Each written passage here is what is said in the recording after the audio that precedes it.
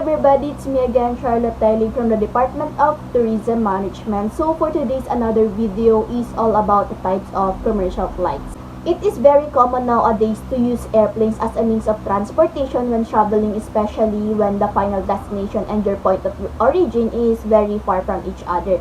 That's why there are 9 different types of commercial flights that exist, and these are the Codeshare Flight, the Connecting Flight, the Direct Flight, the Domestic, the Flexible, the Indirect, the Intercontinental Flight, the Interline, and the International Flight.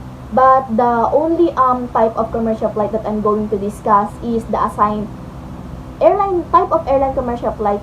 To me is the Intercontinental Flight.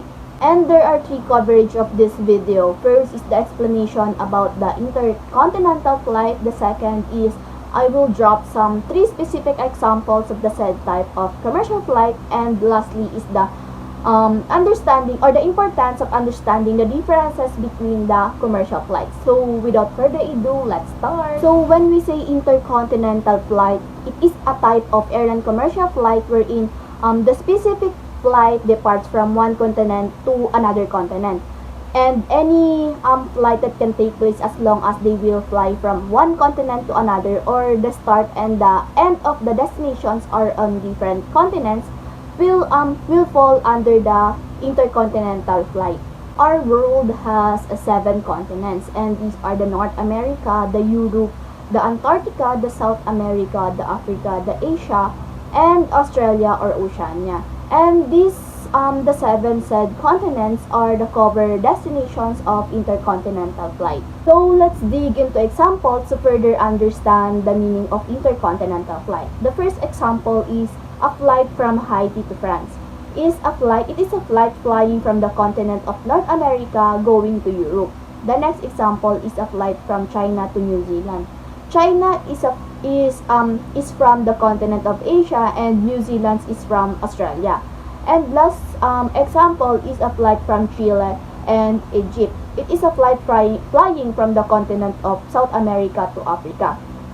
As long as the flight is flying from different continents, it will fall under the Intercontinental Flight.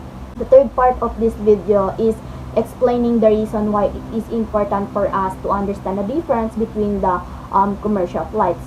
There are some reasons why it is important to understand the different types of commercial flight. The first is the comfort and the safety of passengers. People will always tend to spend much more money for the sake of their comfort, especially when the flight is a long trip. Of course, they will prefer to pay more to feel convenience. Second is the cost of the ticket or package when traveling.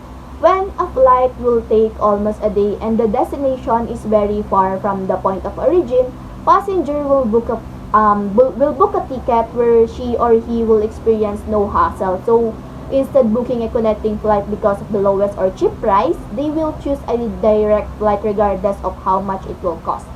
Lastly, when you are knowledgeable enough about the differences between the airline commercial flights, you can be able to manage your time by choosing wisely the type of commercial flight you're going to book. You can maximize your time and less hassle for you for changing flight numbers and leaving or changing the planes. So that's all. Thank you for watching.